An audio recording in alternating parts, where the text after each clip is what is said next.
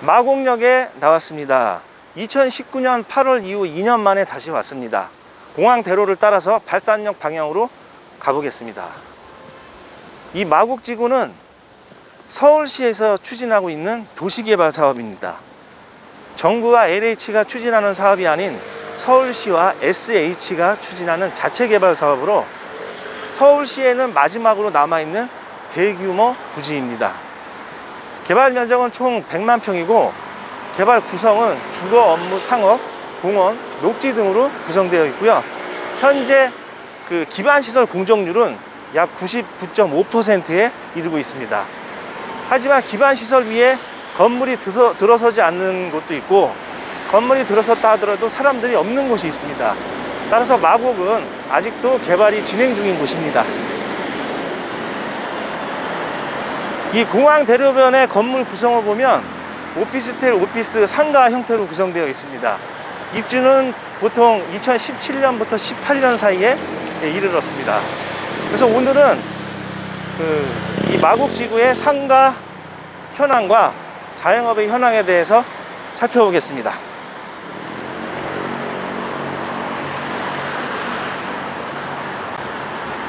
이 공항대로변의 상가 현황을 보면 2년 전과 비교했을 때 마곡역 주변을 제외하고는 공실률이 크게 달라진 것은 없습니다.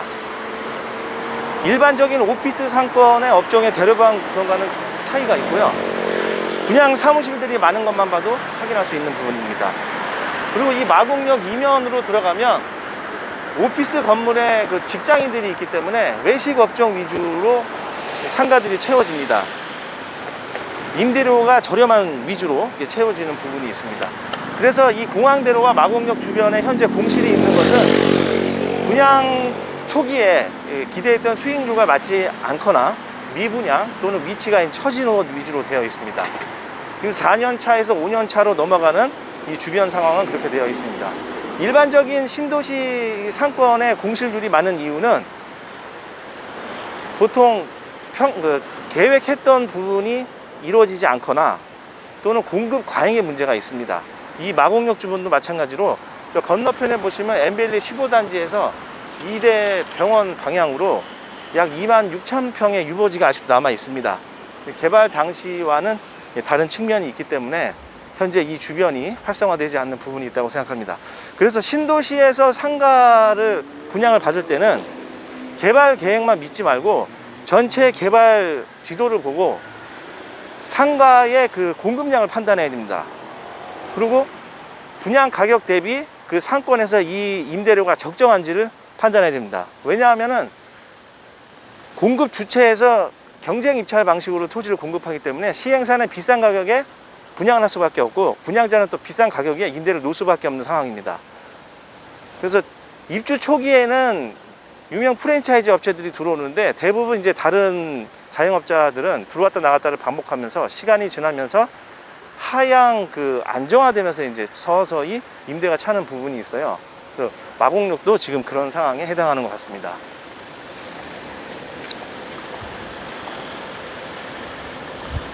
이 부동산에는 여러 가지 종목이 있는데 상가를 투자 입장에서 생각해 보면 이 상가는 수익률이 꾸준히 유지되면서 올라가야지 시세 차익을 볼 수 있는 상품입니다.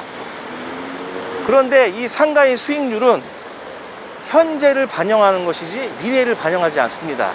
예를 들어서 현재 보증금 5천에 월세 300만 원짜리인 상가의 매매 가격이 10억이라면 그것은 현재를 반영하는 것이지 나중에 상권이 좋아진다는 전제 하에 그때 가서 미래에 1억에 500만 원을 받을 수 있다 하더라도 현재 15억으로는 거래되지가 않습니다.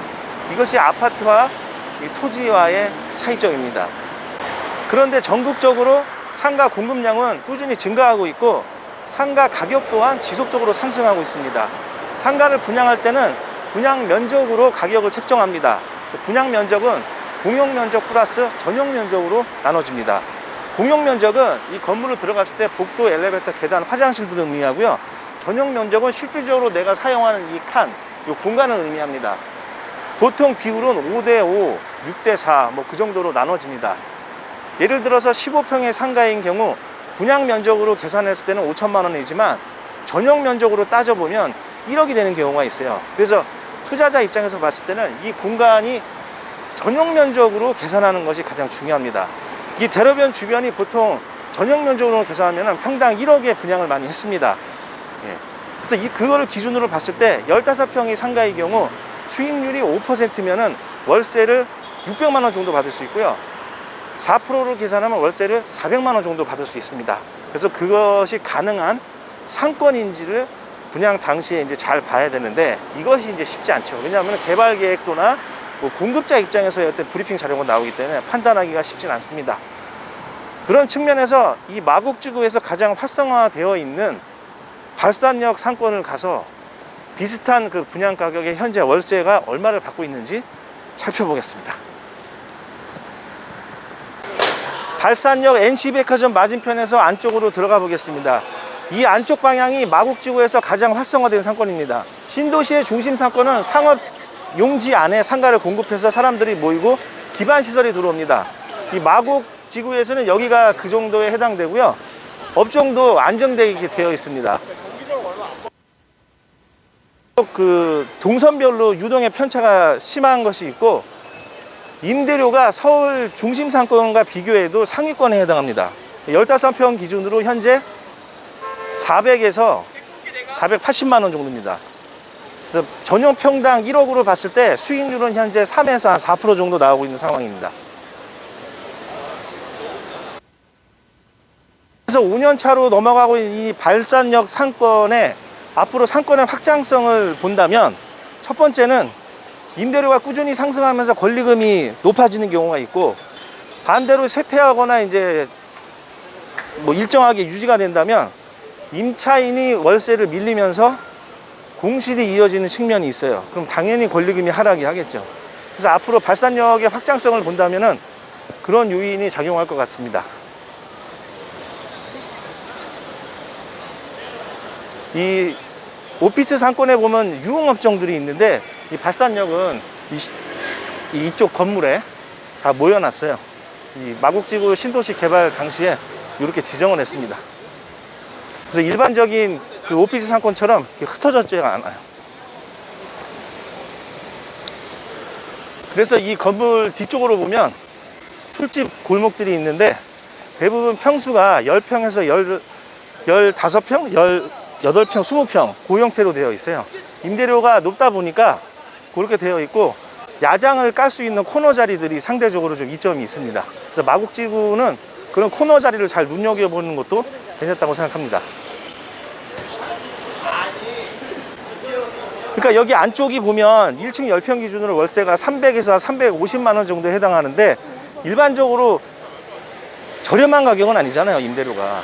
그러다 보니까 여기 이제 장사하려고 오신 분들이 임대료에 좀 놀라곤 하는데 예전 2005년도에 홍대에 걷고 싶은 거리도 그때 당시에 1층 10평 기준으로 월세가 제 기억으로는 한 150만 원 정도밖에 안 했어요. 근데 지금 15년, 16년이 지나면서 현재는 그 걷고 싶은 거리가 1층 10평 기준으로 월세가 700에서 한 1200, 300 정도 합니다. 근데 그것은 홍대가 상권이 그렇게 확장되면서 갔기 때문에 그 월세가 올라간 거잖아요. 이 마곡지구, 이 발산역 상권도 그렇게 확장성이 된다면 임대료가 꾸준히 올라가겠죠. 그래서 임대료에 걸맞는 확장성과 유지성 측면에서 이 발산역 사건은 임대차 계약을 2년 기준으로 했을 때 2바퀴가 돌았어요. 그래서 지금 3바퀴 돌고 그 정도 지나면 어느 정도 윤곽이 잡힐 것으로 생각됩니다. 그래서 신도시 상권에서 장사를 계획하시는 분들은 상권이 어느 정도 형성되는 것을 보고 권리금을 주고 들어오는 것이 더 안전할 수 있어요. 왜냐하면 입주 초기에는 권리금이 없고 렌트프리가 있다 보니까 도전하시는 분이 있는데 그것은 이제 한밭집이나 그 신도시 상권에서 경험을 했던 선수들을 제외하고는 대부분 실패하고 나가 떨어져요. 그래서 초보자들 같은 경우에는 완성된 걸 보고 권리금을 주고 들어오는 것이 더 낫다라는 생각이 듭니다. 두 번째 블록으로 올라가고 있습니다. 공항 대로변에서 봤을 때는 2면, 3면 사거리에 해당되고 스파크의 시작점으로 보시면 대로변은 업종 구성이 외식 업종과 주류 업종 위주로 되어 있는데 그 아래쪽하고는 다르게 평수가 30평대로 되어 있고요. 2층 같은 경우에는 좀 더 큰 평수로 이렇게 되어 있는데 술집들이 이렇게 모여 있습니다. 이쪽 발산역 상권의 주 소비층은 20대 초반에서 30대 중후반으로 되어 있습니다. 상권의 소비력과 객단가가 그렇게 높진 않고요. 향후에도 광역 상권으로 가기에는 한계가 있다고 개인적으로 생각합니다. 다만 이 마곡지구가 지금 마곡역 주변으로 그 개발을 또 하고 있고, 또 지금 개발 용지에 아직도 더 들어서는 건물들이 있기 때문에 잠재력은 있다고 봅니다. 2년 전과 비교했을 때 차이점은 3년에서 4년이 지나면 걷고 싶은 거리라고 해서 마곡역 쪽으로 쭉 연결되어 있어요. 지금은 그 전에 비해서는 또 활성화되어 있습니다. 그래서 커피 업종과 뭐 햄버거집, 술집 위주로 이렇게 골목이 형성돼서 주말에도 젊은 사람들이 이렇게 많이 옵니다. 다만 계절적인 요인과 날씨의 편차가 심하다는 것은 자영업을 고려하시는 분들은 반드시 판단해야 될 부분입니다. 올라가 볼까요? 그러니까 이 발산역 주변은 임대료가 비싸다 보니까 1층을 기준으로 술집이 40평 이상이 없어요. 예. 보통 1층의 큰 평수들은 한 35평 정도 이렇게 한정되어 있는데, 그 35평의 임대료가 보통 보증금 1억에서 1억 5천 사이에 월세는 1,000만 원에서 한 1,200 정도 이렇게 사이로 되어 있어요. 그래서 이제 광역 상권에 보면은 업종이 모여 있는데 보면 평수가 막 50평, 심지어는 100평까지 막 크게 때려가지고 상권이 크게 확장이 되는데, 아직까지 이 발산역 주변은 그런 그 모습은 보이지 않고 있습니다. 이 과거의 오피스 상권이라고 하면 회식과 접대 문화를 기반으로 두고 유흥업종과 그 외식업종의 다양한 그 업종들이 이렇게 형성이 되어 있었는데, 지금은 그런 모습들은 많이 사라졌고, 그런 자리들을 프랜차이즈 업종들이 이제 대신해 주고 있습니다. 어떻게 보면 업종이 좀 단순화된 경향이 있어요.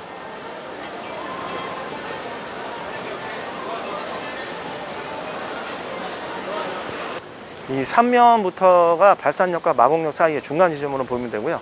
LG 사이언스 파크 중간 지점으로 보시면 됩니다. 공항대로로 연결해 납니다. 자영업자 측면에서 프랜차이즈 얘기를 계속 이어나가면은, 수요는 한정되어 있는데 그 브랜드 수는 계속 증가하고 있고, 프랜차이즈는 수시로 바뀌기를 반복합니다.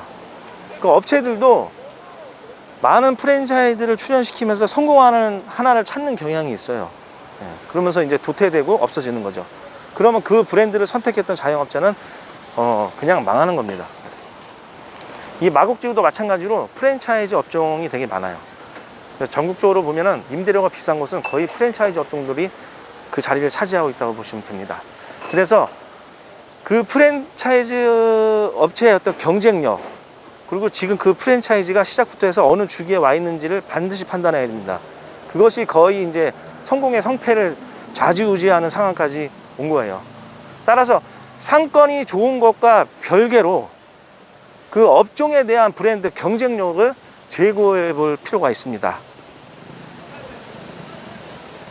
11월 19일부터 프랜차이즈 1+1 제도가 시행됩니다. 내용은 프랜차이즈 가맹 사업을 하기 위해서는 1년 이상 직영점을 해야지 그 프랜차이즈 사업을 할 수 있는 권한을 부여해요.